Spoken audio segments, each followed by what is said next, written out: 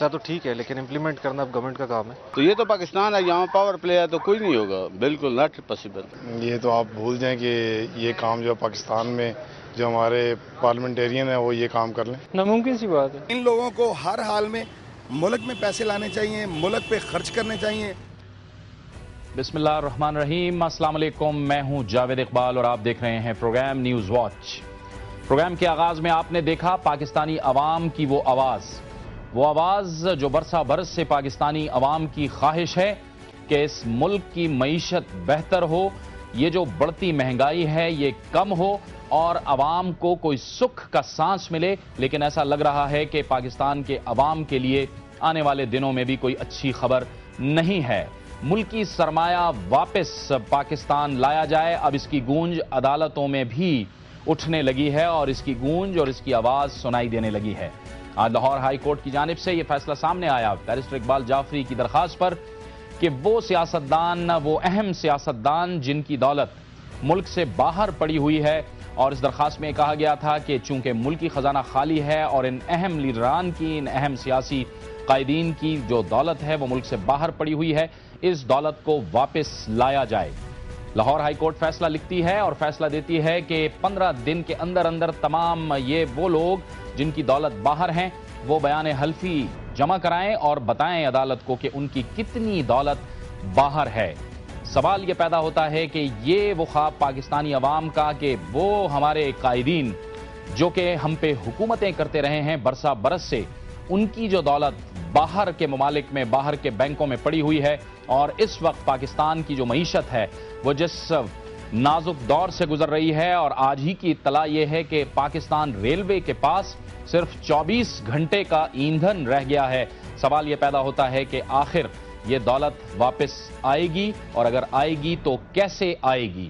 یہ کتنا سرمایہ ہے اور آخر بلی کے گلے میں گھنٹی باندھے گا کون؟ یہ ہے وہ اہم ترین سوال جس پر آج ہم اپنے پروگرام میں بات کریں گے. اور آج ہمیں پروگرام میں پہلی بار ہمارے اس پروگرام میں ہمیں جوائن کیا ہے معروف تجزیہ کار ہیں معیشت کے، بہت سے آرٹیکلز بھی لکھے ہیں انہوں نے معیشت پر اور گہری نظر رکھتے ہیں، جناب ڈاکٹر فروخ سلیم. ڈاکٹر صاحب آپ کو بہت خوش آمدید کہتے ہیں. بہت مہربانی. ڈاکٹر صاحب یہ کچھ اندازہ ہے جیسے کہ کچھ اطلاعات ایسی ہیں کہ تقریباً $600 بلین ہے جو کہ سوئس بینکوں میں مختلف ممالک کے سیاستدانوں کا پڑا ہوا ہے، جس میں $50 سے $60 ارب انڈیا کا بھی ہے، پاکستان کا بھی ہے.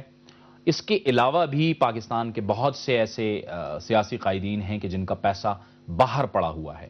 یہ کچھ اندازہ ہے کہ کتنا پیسہ ہے اور اس سے کتنا فرق پڑ سکتا ہے کہ اگر یہ دولت واپس آ جائے؟ جاوید صاحب، پیسے کا اندازہ لگانے سے پہلے پیسے کی ایک خاص قسم کی خصوصیات ہوتی ہیں اپنی. پہلی خصوصیت یہ ہے کہ پیسہ بہت ڈرپوک ہوتا ہے، اور دوسری خصوصیت یہ ہے کہ اس کو پر لگے ہوئے ہوتے ہیں. تو مطلب یہ ہے کہ پیسہ اڑ کے اس جگہ پہ پہنچ جاتا ہے جہاں وہ اپنے آپ کو محفوظ سمجھے. یہ انسانی بنائے ہوئے قوانین آپ جتنے مرضی لاگو کر دیں، پاکستان میں کر دیں، امریکہ میں کر دیں، جاپان میں کر دیں، کوریا میں کر دیں، اگر پیسہ اس جگہ اپنے آپ کو غیر محفوظ سمجھتا ہے تو وہ اڑ کے کسی محفوظ جگہ کی تلاش کر لے گا اور وہاں پہنچ جائے گا. اب معاملہ آ گیا کہ آمدن کا. آمدن دیکھیے دو قسم کی ہوتی ہے. ایک آمدن کے اوپر ٹیکس لگ جاتا ہے. اب آمدن کمانے والے نے اگر اپنی آمدن پہ ٹیکس بھر دیا ہے تو پھر ریاست کا کوئی حق نہیں رہتا اس آمدن پہ. پھر وہ آمدن کمانے والے کے اوپر منحصر کرتا ہے کہ وہ کس ملک میں اس کو انویسٹ کرنا چاہتا ہے. دوسری آمدن ہوتی جو غیر ٹیکس شدہ، جس کو ہم کرپشن کہتے ہیں کہ کرپشن کا پیسہ باہر چلا گیا. جی، اب کرپشن کا پیسہ کس طرح واپس لایا جا سکتا ہے؟ ایک تو قانونی طریقہ ہے جو لاہور میں شاید کارروائی ہو رہی ہے. اب دنیا بھر میں جتنی کرپشن کا پیسہ اپنے ملک سے باہر گیا ہے، ریاست نے تقریباً اتنا ہی پیسہ اس کے اوپر خرچ کر دیا اس کو واپس لانے میں. ٹھیک ہے، بڑا دلچسپ فیکٹر ہے. اب دیکھیے نا، فلپینز کا پیسہ جو گیا تھا باہر، اگر 100-200 ملین انہوں نے واپس لے بھی لیا ہے تو ریاست اس وقت تک 100-200 ملین قانونی اخراجات کر چکی ہوتی. ٹھیک ہے. دوسرا طریقہ یہ ہے کہ آپ اپنے ملک میں ایسا ماحول بنا لیں کہ وہ انویسٹمنٹ فرینڈلی ہو جائے. نہ صرف آپ کے اپنے لوگ وہاں پہ پیسہ رکھ لیں بلکہ دنیا بھر سے پیسہ آپ کے ملک کے اندر آنے لگے. تو یہ دو آپشنز ہیں آپ کے پاس. ٹھیک ہے. تو 40% تو ہم دیکھ رہے ہیں کہ تقریباً ہماری بیرونی سرمایہ کاری میں بھی کمی آئی. وہ ابھی تو ہے ہی نہیں، آلموسٹ ہے ہی نہیں جو پاکستان کے حالات تھے. پھر یہ پاور کرائسس ہم دیکھ رہے ہیں، اس پاور کرائسس کی وجہ سے، انفلیشن کی وجہ سے یہ جو اہداف ہمارے پھر جی ڈی پی کے مقرر کیے گئے ہیں، آپ کو لگتا ہے کہ ہم پورا کر پائیں گے اس کو؟ دیکھیے اس وقت گلوبل ایف ڈی آئی جو کہتے ہیں، پوری دنیا میں جو فورن ڈائریکٹ انویسٹمنٹ ہوتی ہے وہ تقریباً $1 ٹریلین کی ہے، ٹھیک. جو ملک دوسرے ملکوں میں جا کے انویسٹ کرتے ہیں. اس میں سے کوئی $350 بلین تو امریکہ میں انویسٹ ہوتا ہے. تو آپ سوچیں کہ دنیا امریکہ کو ایک بہت ہی محفوظ قسم کی جگہ سمجھتی ہے پیسے کے لیے، تو 35% پوری دنیا کی انویسٹمنٹ جو ہے وہ تو اٹھ کے امریکہ میں چلی جاتی. اب ہماری آبادی جو ہے وہ دنیا کی 2.5-3% آبادی کے لحاظ سے 18 کروڑ اور 700 کروڑ. تو ہمارے حصے میں $25 سے $30 بلین فورن انویسٹمنٹ آنی چاہیے. ٹھیک. اور آپ نے کہا کہ آتی کچھ بھی نہیں. اس سال شاید 3-3.5 بلین آئے گی. پیک جو ہے پچھلے کچھ سالوں کا 7-8 بلین ہے.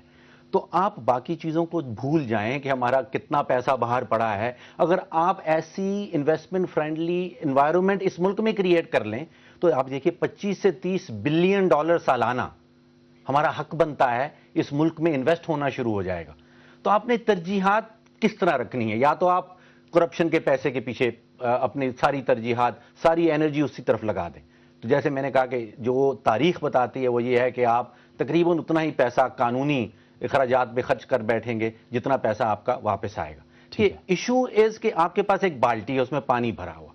اب بالٹی کے نیچے 4 یا 5 بڑے بڑے چھید ہوئے ہیں جو ہماری اکانومی ہے. بالکل ٹھیک. آپ پانی بھرتے چلے جائیں. آپ اس وقت سارے پاکستانیوں کا کرپشن والا، غیر کرپشن والا پیسہ جو باہر ہے اس کو اٹھا کے اس بالٹی کے اندر ڈال دیجیے. ٹھیک. انلیس یو ریسٹرکچر، انلیس وہ چھید آپ بند کریں گے. آپ نے $50 بلین کا یا $100 بلین کا جو پاکستان کا باہر پڑا ہوا ہے. ساتھ ہی آپ نے کہا کہ $300-350 بلین تو صرف وابڈا میں نقصان ہو جاتا ہے. بالکل ٹھیک. ساری پبلک سیکٹر انٹرپرائزز مل کے 400-500 بلین روپے نقصان کر دیتی ہیں. اس بجٹ میں آپ نے دیکھا کہ $1 کھرب کا تو ہم خود کہہ رہے ہیں ہمارا بجٹری لاس ہو. تو یہ سارے پاکستانیوں کا پیسہ پھر واپس لے آئیں تو 2.5-3 مہینے اور نکل جائیں گے، پھر وہیں کے وہیں پہنچ جائیں گے ہم. ٹھیک ہے. تو کانسنٹریشن ہونی چاہیے، اس چھید کو بند کرنا ہے ہم نے. ٹھیک ہے. اور اس چھید کو بند کیسے کیا جائے؟ اس وقت جو صورتحال چل رہی ہے، اس صورتحال میں اس چھید کو کیسے بند کیا جائے؟ کیا اس کے لیے، اس کو بند کرنے کے لیے عزم کی کمی ہے ڈاکٹر صاحب؟ دیکھیے 2 چیزیں چاہیے آپ کو کوئی بھی چیز اچیو کرنے کے لیے. پہلی تو نیت چاہیے، آپ کو ول چاہیے جس میں پولیٹیکل ول چاہیے، اور دوسری آپ کو قابلیت چاہیے، کیپیسٹی چاہیے. یہ 2 چیزیں آپ کے پاس آ جائیں تو آپ کوئی بھی کام کر سکتے ہیں. پولیٹیکل ول تیار کر لیں، ہم اپنی سیاسی نیت تیار کر لیں کہ ہم نے یہ کام کرنا ہے. قابلیت اس ملک میں بہت ہے، آپ کو ہر شعبے کی قابلیت مل جائے گی. آپ نے OGDC چلانی ہے، آپ نے پاکستان ریلویز چلانی ہے، آپ دنیا بھر میں ایڈورٹائزمنٹ کریں. ہمارے اپنے ایکسپرٹس دنیا بھر کی بڑی بڑی کمپنیز چلا رہے ہیں. ٹھیک ہے. اور وہ سب پاکستان آنے کے لیے تیار ہیں. ہم ایڈورٹائز کریں کہ پروفیشنل چاہیے ہمیں OGDC چلانے کے لیے، ہمیں وابڈا چلانے کے لیے، تو وہ یہ چھید بند کر دیں گے آ کے. ٹھیک ہے. ٹھیک ہے ڈاکٹر صاحب، گفتگو کا سلسلہ ہم جاری رکھتے ہیں، لیکن وقت وہ چاہتا ہے یہاں پر ایک بریک لیتے ہیں، اور بریک کے بعد پاکستان کی معیشت کے حوالے سے ہماری گفتگو کا سلسلہ جاری ہے.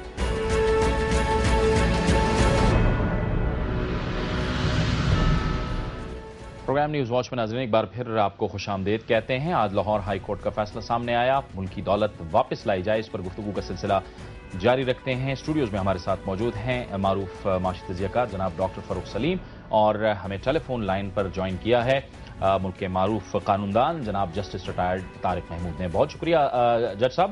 جج صاحب، لاہور ہائی کورٹ کی جانب سے تو یہ فیصلہ آیا، لیکن کیا اس عزم کے لیے کہ ملک کی جو دولت ہے وہ واپس پاکستان لائی جائے، اس میں آپ کیا سمجھتے ہیں کہ عدالت کا رول ہوگا یا ہمارے قائدین کی کوئی کمٹمنٹ کی ضرورت ہوگی؟ سر گزارش یہ ہے کہ پاکستان جتنے بھی مسائل کو اس وقت فیس کر رہا ہے نا، یہ تمام کے تمام مسائل جو ہے وہ گورننس سے ریلیٹ کرتے ہیں، انکلوڈنگ دس مسئلہ جس کا آپ ذکر کر رہے ہیں.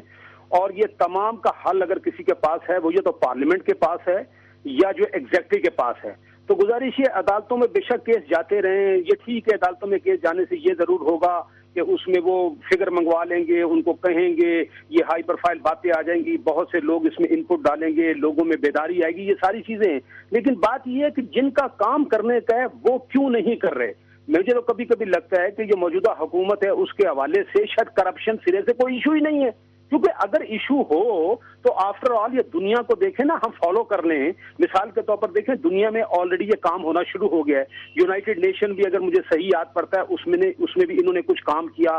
برطانیہ نے اس میں قانون سازی کی. مثال کے طور پر آج اگر پارلیمنٹ ایک قانون ہماری پاس, کیونکہ دیکھیں اس وقت زیادہ پیسہ پڑا ہوا ہے سوئٹزرلینڈ میں, اس وقت سوئٹزرلینڈ بھی انڈر پریشر ہے, اور سوئٹزرلینڈ نے بھی بہت سی باتوں کو مان لیا ہے اور کچھ ملکوں کو پیسے بھی واپس کیے. 7-8 ملک ایسے ہیں جس میں فلپائن بھی ہے, شاید برطانیہ کو بھی کوئی پیسہ ملا ہے, امریکہ کا پیسہ بھی وہاں پڑا ہے, امریکہ بھی اس چکر میں ہے کہ اس کا پیسہ. تو پہلا کام جو کرنے والا ہے وہ پارلیمنٹ کو کرنا چاہیے. مثال کے طور پر برطانیہ نے جو ایک بات کہی, انہوں نے یہ کہا کہ بھئی بات یہ ہے کہ جن جن کے پاس پیسہ ہے وہ اپنا پیسہ واپس لے آئیں. اگر وہ واپس لے آئیں گے تو ہم اتنے % لے لیں گے, مجھے ایگزیکٹ اب فگر یاد نہیں ہے, اور باقی جو اس کو وائٹ ڈکلیئر کر دیا جائے گا. اگر نہیں تو پھر اس کا دوسرا راستہ نکالا جائے گا. دنیا میں اس وقت ایسی فرمیں کام کریں. دیکھیں آپ کو کچھ نہیں کرنا, آپ کو ایک فیصلہ کرنا ہے کہ آپ نے یہ کام کرنا ہے. آپ یہ جو ہے آپ سوئٹزرلینڈ کی حکومت کو ڈائریکٹلی یہ بات کہہ سکتے ہیں, جناب آپ ہماری مدد کریں اور ہمیں بتائیں کہ کون سے ایسے پاکستانی ہیں جن کا پیسہ پڑا ہے. اس سے ہٹ کے ایک کام ہو سکتا ہے. دیکھیں دنیا میں ہر جگہ جو ہے نا اسپیشلٹی آ گئی ہے. آفٹر آل وکی لیکس بھی تو کوئی چیز ہے.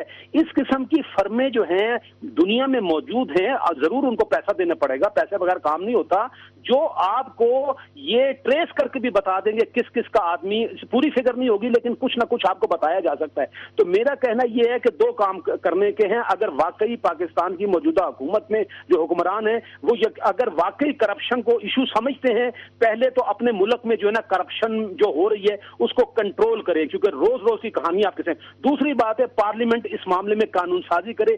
تیسری بات یہ کہ حکومت جو ہے سوئٹزرلینڈ کی حکومت سے بھی بات کرے اور فرموں کو انگیج کرے, تو پھر تو پیسہ آئے گا. ورنہ دیکھیں نا ہائی کورٹ میں کیا ہوگا, ہائی کورٹ میں پیشی ہوگی, ہائی کورٹ میں جواب آئیں گے, پھر وہ ڈیلے ہوگا. دیکھیں نا پہلے بھی تو عدالت نے فیصلے کیے ہوئے ہیں, اور ایک فیصلہ جو لیٹر والا غلط یا صحیح, کہ میں اس بحث میں نہیں پڑتا وہ صحیح ہے یا غلط ہے, ان کا اپنا ڈیفینس ریویو پٹیشن پینڈنگ ہے. لیکن وٹ آئی مین ٹو سے کہ کتنے عرصے سے وہ معاملہ لٹکا ہوا ہے. تو گزارش یہ ہے کہ اگر واقعی کرپشن ایشو ہے تو سب سے پہلے یہ حکومت اس بات کا فیصلہ کرے ایشو ہے, اور انہوں نے واقعی اس کو وہ ڈیل کرنا ہے اور اس کے بارے میں کوئی پیش قدمی کرے. اگر تو یہ کریں گے تو پھر تو یہ سب کچھ ہوگا, اگر یہ نہیں کریں گے تو پھر کچھ بھی نہیں ہوگا. بہت شکریہ جسٹس ریٹائرڈ طارق محمود صاحب آپ کا. ڈاکٹر صاحب, جج صاحب کی باتیں بھی آپ نے سنی.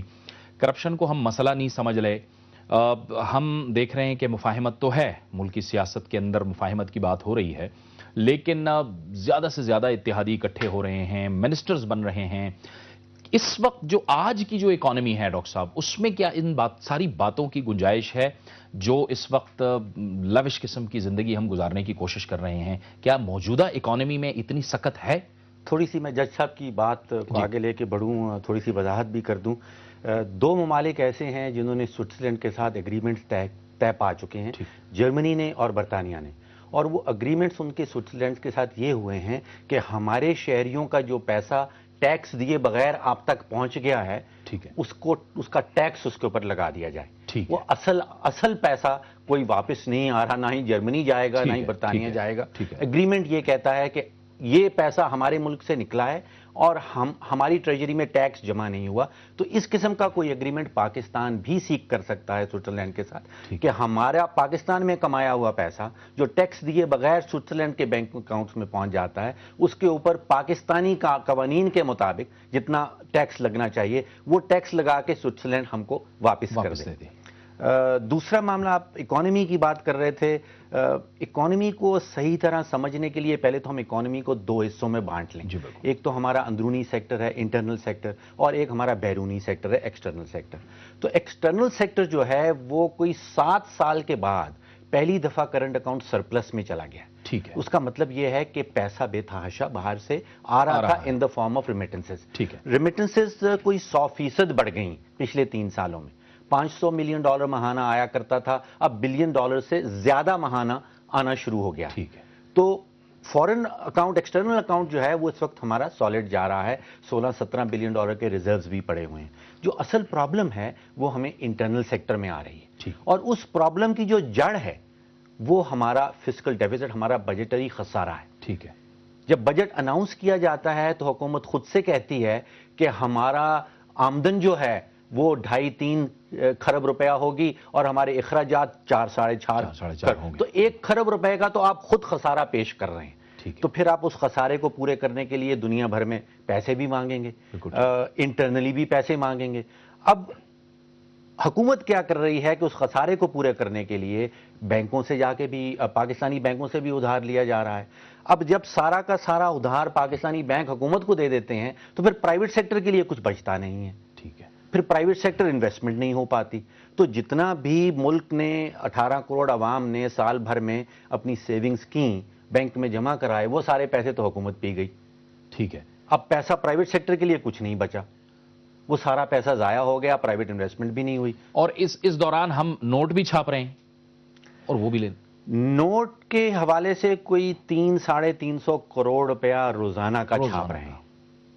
300-350 کروڑ روپیہ. ہاں, کوئی 1 کھرب روپے سے زائد نوٹ چھاپا جاتا ہے سالانہ اپنا ڈیفیسٹ پورا کرنے کے لیے اور مختلف نقصانات پورے کرنے کے لیے. اور اس میں ایک سب سے بڑا نقصان جو ہے وہ پیپکو والوں کا نقصان ہے. ٹھیک, وہ کوئی 300-325 ارب روپیہ سالانہ نقصان کر دیتے ہیں. اور بیشتر گورنمنٹس, نہ صرف پیپلز پارٹی کی موجودہ گورنمنٹ, پریویس گورنمنٹس بھی اس کو سالو کرنے میں کامیاب نہیں ہو رہی ہیں. اب اس کو قابو کیسے کیا جائے؟ یہ تو ظاہر ہے کہ اگر آپ نوٹ چھاپ رہے ہیں تو دوسری طرف آپ مہنگائی میں بھی اضافہ کر رہے ہیں, اور اگر بینک سے آپ, یعنی بینک کی بھی تو کوئی لمٹ ہوگی نا. اس کا مطلب ہے کہ آپ بینکرپسی کی طرف ہم جا رہے ہیں. پھر جو بینک کی اگر ہم بات کریں, دیکھیے صرف پاور سیکٹر کا جو لون ہے, جی, پاور سیکٹر کو اس وقت بینکنگ سیکٹر جو ہے وہ کوئی 485 ارب روپیہ دے چکا ہے. پاکستان کا جو سب سے بڑا سیکٹر ہے وہ ٹیکسٹائل سیکٹر ہے, اور ٹیکسٹائل سیکٹر تقریباً 550 بلین لے چکا ہے. تو آپ سمجھے کہ ٹیکسٹائل سیکٹر کے بعد سب سے بڑے لونز جو ہیں وہ پاور سیکٹر کے ہیں. اور میں سمجھتا ہوں کہ پاور سیکٹر جس طرح ڈوب رہا ہے, اور اگر اس کو نہ بچایا گیا تو یہ اپنے ساتھ بینکنگ سیکٹر کو بھی لے ڈوبے گا. عام آدمی کے لیے کوئی اچھی خبر نہیں ہے ڈاکٹر صاحب. یہ مہنگائی, یہ ٹماٹر, یہ پیاز, یہ روز کی سبزیاں. اب اس سارے معاملے کو حل کس طرح کیا جائے, ہم پریشر گروپ کس طرح بنائیں. لیکن آج اگر آپ ایک پبلک اوپینین سروے رن کرتے ہیں کراچی سے لے کے پشاور تک, تو پاکستانی عوام کہتی ہے کہ اس کا سب سے بڑا پرابلم جو ہے وہ مہنگائی ہے. جی, دوسرے نمبر پہ جو پرابلم آتا ہے وہ بے روزگاری کا آتا ہے. کرپشن تیسرے یا چوتھے نمبر پہ جا کے پڑتا ہے. تو اب یہ مہنگائی والا معاملہ جو ہے اس کو کس طرح حل کیا جائے. اکانومسٹ, دنیا بھر کے اکانومسٹ جو ہیں, ان سے آپ کوئی سوال پوچھ لیجئے تو ہر اکانومسٹ ہر پرابلم کا ایک ڈیفرنٹ حل بتاتا ہے, سوائے ایک کے. اگر ان سے پوچھا جائے کہ کسی ملک میں مہنگائی کیوں ہوتی ہے, تو ساری دنیا کے اکانومسٹ کا ایک کنسنسس ہوتا ہے کہ نوٹ چھاپنے سے. ٹھیک ہے, یونیسون ایک ہی جواب ملے گا کہ نوٹ چھاپنے سے آپ کی مہنگائی ہو رہی ہے. مہنگائی کا اور کوئی یہ کہہ دینا کہ بیرونی ممالک میں انٹرنیشنل منڈی میں تیل کا بھاؤ بڑھ رہا ہے, یا یہ سب بہانے ہیں. ٹھیک ہے, آپ نوٹ چھاپیں گے اپنے ملک میں تو اس سے مہنگائی آئے گی. اب نوٹ آپ کو چھاپنا ضروری کیوں ہے؟ کیونکہ آپ کی آمدن جو ہے وہ آپ کی اخراجات سے بہت کم ہے. تو یا تو آپ اپنے اخراجات کم کریں, یا آپ کوئی ترکیب ڈھونڈیں کہ آپ نے اپنی آمدن بڑھانی ہے, اور تیسرا تو کوئی طریقہ نہیں. بہت بہت شکریہ, بہت بہت شکریہ ڈاکٹر فروخ سلیم صاحب. آپ نے انتہائی اہم گفتگو کی. پاکستان کی معیشت کے حوالے سے بات ہو رہی تھی, اور آج جو لاہور ہائی کورٹ کا فیصلہ سامنے آیا کہ ملکی دولت واپس لائی جائے. ڈاکٹر فروخ سلیم کا یہ کہنا تھا کہ آمدن اور اخراجات میں جو توازن ہے یہ بہت ضروری ہے, اور یقینی طور پر اگر معیشت کو بہتر سمت میں چلانا ہے اور شفاف طریقے سے چلانا ہے تو اچھی گورننس, گڈ گورننس کا مظاہرہ کرنا ہوگا. وقت وہ چاہتا ہے ایک بریک کا, اور بریک کے بعد ہم آپ کو بتائیں گے کہ پاکستان اور امریکہ کے درمیان تعلقات کی نوعیت اب کس جانب بڑھ رہی ہے. کیا امریکی رویے میں تبدیلی آ رہی ہے پاکستان کے سخت رد عمل کے بعد؟ یہ وقتی ہے یا پھر امریکہ نے کوئی فیصلہ کر لیا ہے؟ ایک بریک کے بعد. پروگرام نیوز واچ میں ناظرین ایک بار پھر آپ کو خوش آمدید کہتے ہیں. پاکستان اور امریکہ کے کشیدہ تعلقات کی بات کرتے ہیں. اب امریکی اخبار لکھتا ہے کہ امریکہ شاید اپنی ناکامیوں کا جو ملبہ ہے افغانستان کے اندر وہ پاکستان پر پھینک رہا ہے. ISAF کی طرف سے بھی یہ کہا جاتا ہے کہ پاکستان اپنی سرحدوں میں موجود شدت پسندوں کے خلاف کارروائی کرے، لیکن اس کے ساتھ ساتھ مارک گراسمین بھی خطے میں اس وقت موجود ہیں۔ افغانستان کا انہوں نے دورہ کیا ہے اور اس کے بعد وہ پاکستان پہنچ رہے ہیں، لیکن پاکستان کے اے پی سی کے بعد یعنی کل جماعتی کانفرنس کے بعد ایسا لگ رہا ہے کہ امریکی رویے میں کچھ تبدیلی آئی ہے۔ یہ تبدیلی وقتی ہے یا دیر پا؟ یہ ہے ہمارا آج کا اہم ترین سوال، اور اسی پر بات کرنے کے لیے میں جوائن کیا ہے لاہور سے دنیا نیوز کے پولیٹیکل اور ورلڈ افیئرز کے ہیڈ سمی ابراہیم نے، اور کراچی سے ہمیں جوائن کریں گے دفاعی تجزیہ کار جناب بریگیڈیئر ریٹائرڈ حارث نواز۔ بہت شکریہ بریگیڈیئر صاحب آپ کا، بہت شکریہ سمی آپ کا۔ سمی صاحب آپ بتائیے گا کہ ڈیڈ لاک فی الحال ہم یہ کہیں کہ موجود ہے، لیکن کچھ بہتری یا پیش رفت ہو رہی ہے دونوں ممالک کے تعلقات میں؟ جاوید صاحب، ڈیڈ لاک تو موجود ہے، اور ڈیڈ لاک ہے اس بات پر کہ وزیرستان میں آپریشن کیا جائے۔ امریکی یہ بار بار اصرار کر رہے ہیں، لیکن پاکستان نے یہ بڑا واضح طور پر کہہ دیا ہے امریکہ کو کہ اب دہشت گردی کے خلاف جنگ کے بارے میں جو بھی فیصلہ ہوگا وہ پاکستان کی ترجیحات کے مطابق ہوگا۔ اور اے پی سی کے بعد اور پھر اس کے بعد جنرل اشفاق پرویز کیانی کی جو سٹیٹمنٹ تھی وہ بڑی معنی خیز تھی، جس میں بڑا کھل کر انہوں نے کہا کہ پاکستان کی فوج دہشت گردی کے خلاف جنگ میں جو کرنا تھا وہ کر چکی ہے، اور اب معاملہ سیاستدانوں پر ہے۔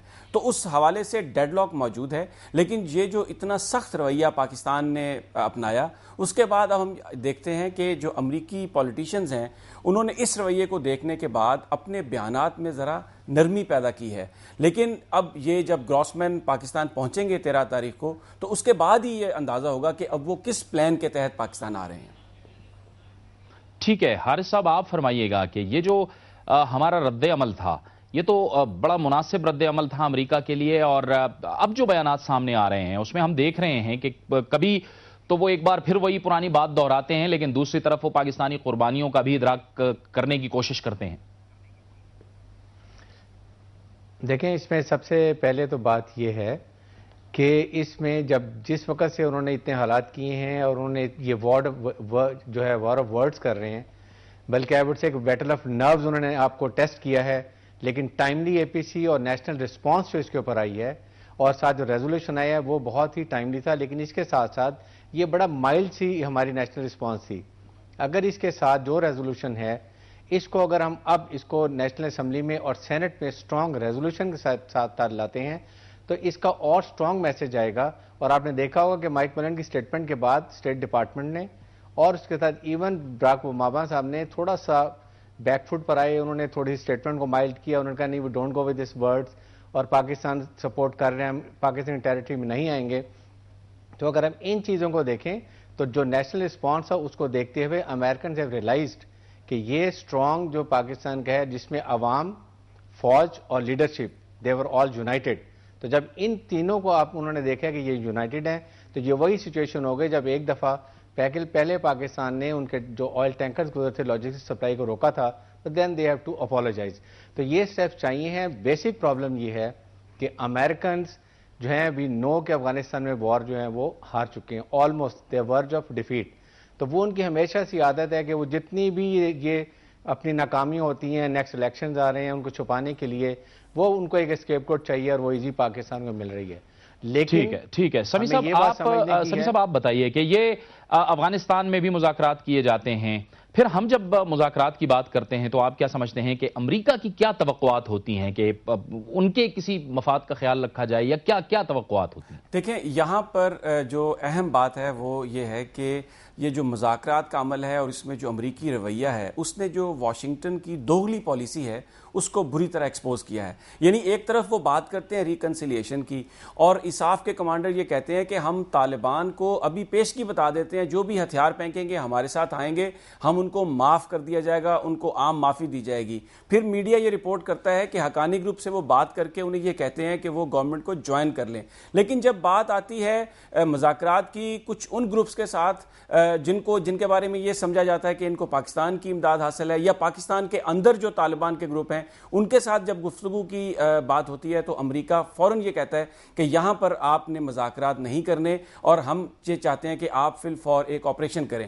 ان ایسے حالات میں ایک طرف تو یہ پریشر ہے، اور دوسری طرف یہ بات جاننا بہت ضروری ہے کہ اس وقت پاکستان کی جو ملٹری امداد ہے وہ امریکی سفارت خانے کے انفارمیشن افسر کے مطابق معطل ہے. یعنی جو پاکستان کے 1,40,000 فوجی افغانستان بارڈر پہ جو جنگ لڑ رہے ہیں، کولیشن سپورٹ فنڈ میں جو پاکستان خرچہ کرتا ہے اس کی ری ایمبرسمنٹ بھی نہیں کی جا رہی، اور جو Pakistan counter insurgency capability fund ہے اس کے حوالے سے بھی امداد روک دی گئی ہے.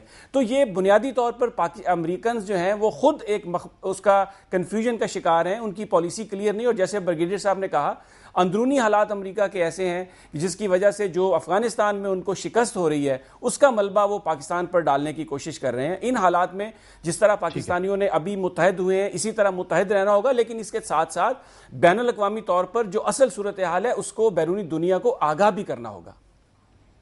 ٹھیک ہے حارث صاحب، تو جب امریکہ یہ چاہتا ہے کہ وہ یہاں پر بھی جو اس نے اپنے بینچ مارکس رکھے ہوئے ہیں ان کا خیال رکھا جائے، تو ہم تو یہ کہنے میں وجہ ہے نا کہ ہم جو بھی کریں گے وہ اپنے مفاد کے مطابق کریں گے، جو بھی فیصلہ کریں گے وہ ہمارے مفاد کے مطابق ہونا چاہیے.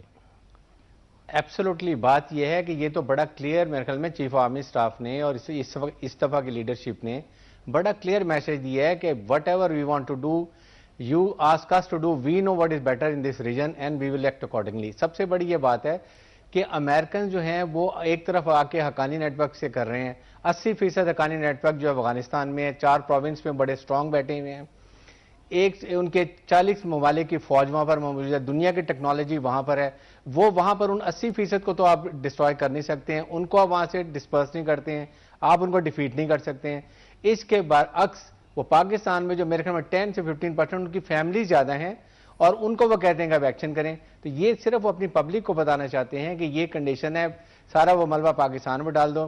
تو پاکستان کو اپنی اس میں بڑی کلیئر رسپانس رکھنی چاہیے کہ یہ ہمارا مسئلہ ہے، ہم نے یہ لڑائی لڑنی ہے and we have to negotiate. Now it's the time کہ ہم ان سے نیگوشیٹ کریں اور ایک ملکی مفاد کے اندر ایک فیصلہ کریں. یس ایک بات ہے کہ ہمیں کسی لحاظ سے بھی امریکن سے ریلیشن میں بریک نہیں کرنے چاہیے. 65 ایئرز لانگ ریلیشن شپ ہے، اپس اینڈ ڈاؤنز آتے رہے ہیں، لیکن اس کے ساتھ ساتھ اپنے وہاں اسٹرانگ ڈپلومیسی وہ ہوتی ہے کہ آپ ان کے ساتھ ملتے ہوئے آپ اپنی جو ہے ایک نیشنل پالیسی اور نیشنل ایم اور آبجیکٹیوز کو پرسو کرتے ہیں. اس میں بہت بہت شکریہ بریگیڈیئر ریٹائرڈ حارث نواز صاحب آپ کا، اور بہت بہت شکریہ سمیع ابراہیم صاحب آپ کا، آپ نے ہمیں اس گفتگو میں جوائن کیا. ایک طرف امریکہ کی طرف سے آنے والے مختلف بیانات ہیں شمالی وزیرستان اور حقانی نیٹ ورک کے حوالے سے، تو دوسری طرف پاک فوج بھرپور طریقے سے جنوبی وزیرستان کے مختلف علاقوں میں تعمیر اور بحالی کے کام میں بھرپور طریقے سے اس وقت مصروف ہے. یہ ہم آپ کو بتائیں گے ایک بریک کے بعد.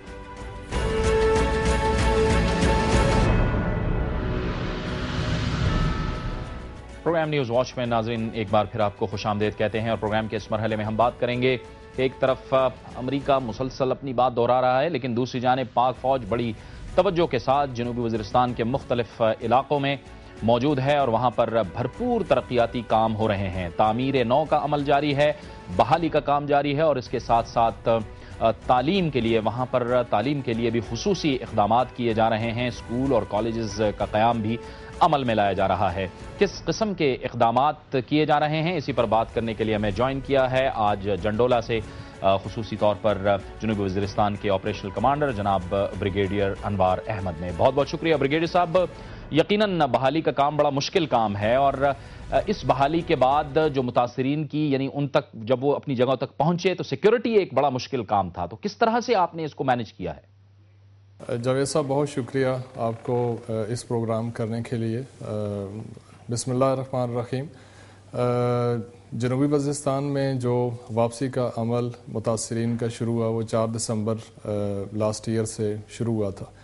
اس کے لیے کمپریہنسو بڑی تفصیل کے ساتھ ایک اسٹریٹجی ورک آؤٹ کی گئی تھی، جس میں متاثرین کو یہاں پر پہنچنے کے لیے فری ٹرانسپورٹ دی گئی. یہاں پہ عارضی طور پہ ان کے لیے کیمپ لگائے گئے جس میں ان کے پہنچتے ہی ان کو ان کی رجسٹریشن ہوئی، ان کو دوپہر کا کھانا دیا گیا. باقی جو ان کے لیے راشن کے آئٹمز تھے، NFI کٹس تھیں، وہ ان کو ان کے گھر تک پہنچائے گئے. پھر شام کا رات کا کھانا ان کو گھر تک پہنچایا گیا. اس کے علاوہ ان کے پہنچنے سے پہلے ان کے گھروں میں بجلی کے انتظامات، پانی پینے کے انتظامات، اسکولوں کی بحالی کے کام، یہ سارے کام جو تھے وہ ان کے پہنچنے سے پہلے ان پہ کام شروع ہو چکا تھا۔ اس کے ساتھ ساتھ طبی سہولیات بھی ان کو مہیا کی گئیں۔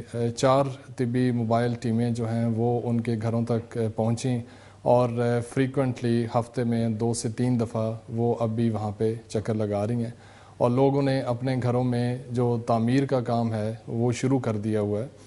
اور اس کے علاوہ جو فائنینشیل سپورٹ ہے وہ 25,000 روپیہ ہر خاندان کو ان تک پہنچایا گیا۔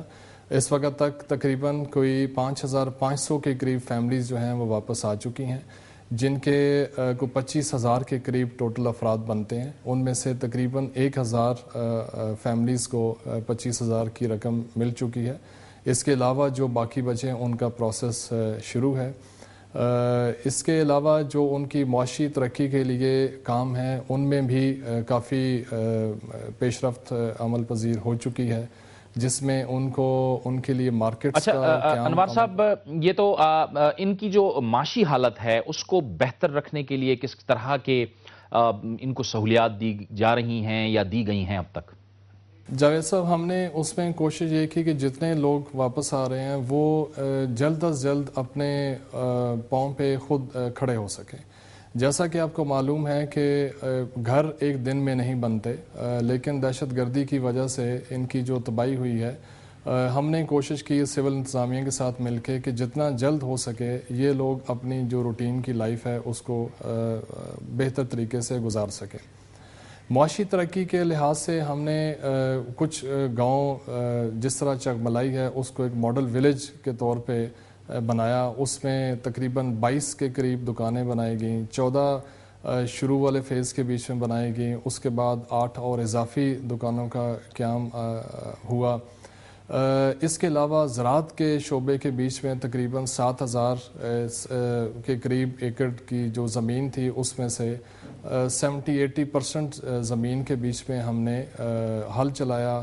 ان کو کپاس باقی جو فصل کے لحاظ سے ان کو سیڈز دیے گئے، ہائیبریڈ سیڈ دیے گئے۔ انوار صاحب، اب یہاں پر تعلیم کی کمی کا ایک بہت بڑا مسئلہ ہے۔ پاک فوج کس طرح سے اقدامات وہاں کر رہی ہے؟ تعلیم کے لیے کس قسم کی سہولیات کی کوشش کی جا رہی ہے آپ کی جانب سے؟ جاوید صاحب، تعلیم میرے خیال میں ہمارا ایک فوکل پوائنٹ رہا ہوا ہے۔ چیف آف آرمی سٹاف کی ڈائریکشنز اور ہمارے جنرل عاصم سلیب باجوہ، گورنر صاحب، ان سب کا جو فوکس تھا وہ تعلیم کے اوپر تھا۔ کچھ مہینے پہلے چیف آف آرمی سٹاف نے اعلان کیا جنوبی وزیرستان ٹیکنیکل انسٹیٹیوٹ کے لیے، اس کے اوپر کام شروع ہو چکا ہوا ہے، اس کی کلاسز چلنا شروع ہو گئی ہیں۔ پھر اعلان ہوا تھا جنوبی وزیرستان کے کیڈٹ کالج کے لیے، جس کا PC4 اپروو ہو چکا ہوا ہے، پلاننگ سٹیج سے وہ آگے جا چکا ہے۔ اس میں انشاءاللہ اگلے سال اپریل کے بیچ میں اس کی کلاسز شروع ہو جائیں گی 9th میں اور فرسٹ ایئر کے بیچ میں۔ اس کے لیے ہم نے تقریباً 150 بچوں کو شارٹ لسٹ کیا ہے، جن کی ٹریننگ ہم نے شروع کروا دی ہے، جن کی تعلیم کے لیے ایکسٹرا ٹیچرز جو ہیں ان کو ہائر کیا گیا ہے، تاکہ اس علاقے کے بچے جب اوپن کمپٹیشن کے بیچ میں پارٹیسپیٹ کریں۔ انوار صاحب، یہ نوجوان نسل کو دوبارہ جرائم کی طرف نہ جائیں، بدامنی سے بچایا جائے، اس حوالے سے پاک فوج کی کیا حکمت عملی ہے؟ جاوید صاحب، آپ کو پتہ ہے ہمارے معاشرے میں اور اسپیشلی اس علاقے کے بیچ میں جو نوجوان نسل ہے اس کو پروڈکٹیولی انوالو کرنا بہت ضروری ہے۔ ہم نے شروع سے آتے ہی کچھ انیشیٹیوز لیے تھے۔ آپ نے سنا ہوگا کہ عمائدین کا جرگہ تو ایک عام سی بات ہے، وہ اس علاقے میں بڑے معمول کی چیز ہوتی ہے اور وہ وقفے سے ہم کرتے رہتے ہیں، لیکن ہم نے کوشش کی کہ ایک جوانوں کا جرگہ کیا جائے اور بچوں کا جرگہ کیا جائے، جس میں ان سے پوچھا جائے کہ وہ کیا چاہتے ہیں۔ تو جو انہوں نے ہمیں چیزیں بتائیں اس کے رد عمل کے طور پہ ہم نے رمضان شریف میں خصوصی کوشش کی، بچوں کے لیے قرأت کے کمپٹیشن کروائے گئے، جس میں بچیوں نے بھی پارٹیسپیٹ کیا۔ ایسیز رائٹنگ، مضمون نویسی کے کمپٹیشنز کروائے گئے۔ کارٹونز بنانے، فائن آرٹس کے کمپٹیشنز کروائے گئے، تقریری مقابلے کروائے گئے جس میں پورے علاقے کے بچوں نے بہت دلچسپی سے پارٹیسپیٹ کیا۔ رمضان کے بعد اب ہم نے کھیلوں کا ان تمام پروجیکٹس میں انوار صاحب، ان تمام پروجیکٹس میں مقامی قبائلی عمائدین کو کس حد تک اعتماد میں لیا جا رہا ہے؟ پولیٹیکل انتظامیہ کا کیا کردار ہے؟ جی، سب سے پہلے میں پولیٹیکل انتظامیہ کے کردار کے اوپر آپ کو بتاؤں گا کہ وہ الحمدللہ ہمارے ساتھ بہت پازیٹیو رسپانس ہے۔ ہماری کوآپریشن میں یہ کہوں گا کہ ایک مثالی کوآپریشن ہے جس کے بیچ میں ہم جس طرح فوجی اپنے ایک پیس سے کام کرتے ہیں تو وہ ہمارے ساتھ قدم ملا کے چل رہے ہیں، اور میں اس پہ بہت مشکور ہوں پولیٹیکل انتظامیہ کا کہ ہمارے کام میں جس طریقے سے انہوں نے مدد کی ہے۔ دوسرا جو جرگے کی آپ نے بات کی ہے، وہ کانسیپٹ ہے وائڈر کنسلٹیشن کا، کہ آپ کنسنسس ڈیولپ کر کے جتنے بھی ترقیاتی کام ہیں اور جو لوگوں کی ضرورت ہے اور جہاں پہ لوگوں کی ضرورت ہے اور وہ جس طریقے سے چاہتے ہیں، تو جب ہم اس طریقے سے کام کر رہے ہیں تو پھر لوکلز کی اونرشپ ہے ان تمام پروجیکٹس کی۔ تو ہم نے اس چیز کو انشور کیا، اور میں شکر گزار ہوں لوکلز کا بھی کہ ہمیں ان کی طرف سے مکمل سپورٹ اور امداد مہیا ہے اس کے اوپر۔ اور کنسلٹیشن میں جو سب سے بڑا فیکٹر ہے وہ میوچل کانفیڈنس ہے، ان کا ہمارے اوپر 100% اعتماد ہے، اور ہم ان کے ٹھیک ہے اعتماد ہے ان کا۔ بریگیڈیئر صاحب یہ بھی فرمائیے گا، 2009 میں یہ آپریشن شروع ہوا تھا، تقریباً 2 سال ہو گئے ہیں، کس حد تک علاقے کو کلیئر کر دیا گیا ہے، اور پاک فوج کی کیا حکمت عملی ہے کہ کب تک وہاں رہے گی؟ دیکھیں جی، فوج یہاں پہ سونر اور لیٹر ہم نے یہاں سے جانا ہے، اس کا الٹیمیٹلی کب جانا ہے یہ تو فیصلہ حکومت کرے گی۔ جہاں تک آپ کی سیکیورٹی سچویشن کے بارے میں جاوید صاحب سوال ہے، اس میں یہ کہوں گا کہ جہاں پہ آبادی آ چکی ہے، جو کہ 25,000 سے زیادہ نفوس ہیں جو واپس آ چکے ہیں، ان علاقوں کے بیچ میں تو الحمدللہ 70-80% ٹو این ایکسٹینٹ 90% تک پیس ہے، اور سیکیورٹی کی سچویشن بہت خوش آئند ہے۔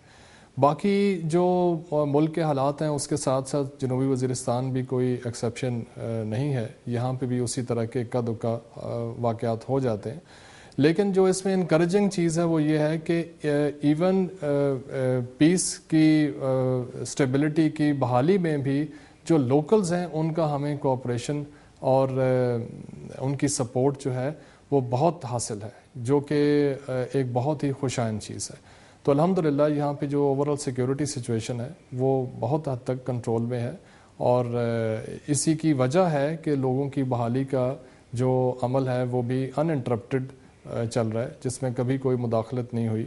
اکا دکا واقعات ہوتے ہیں، لیکن لوکلز کی سپورٹ کے ساتھ ہم انشاءاللہ تعالی اس کو بھی بہت شکریہ بریگیڈیئر انوار احمد، آپریشنل کمانڈر جنوبی وزیرستان، ہم سے گفتگو کر رہے تھے۔ یقینی طور پر پاک فوج کا کردار قابل تحسین ہے کہ جنوبی وزیرستان میں بھرپور طریقے سے عوامی اعتماد کے ساتھ تعمیر اور بحالی کے کاموں میں مصروف ہے۔ یہ تھا ہمارا آج کا پروگرام نیوز واچ سے جاوید اقبال کو اجازت دیجیے، اللہ حافظ۔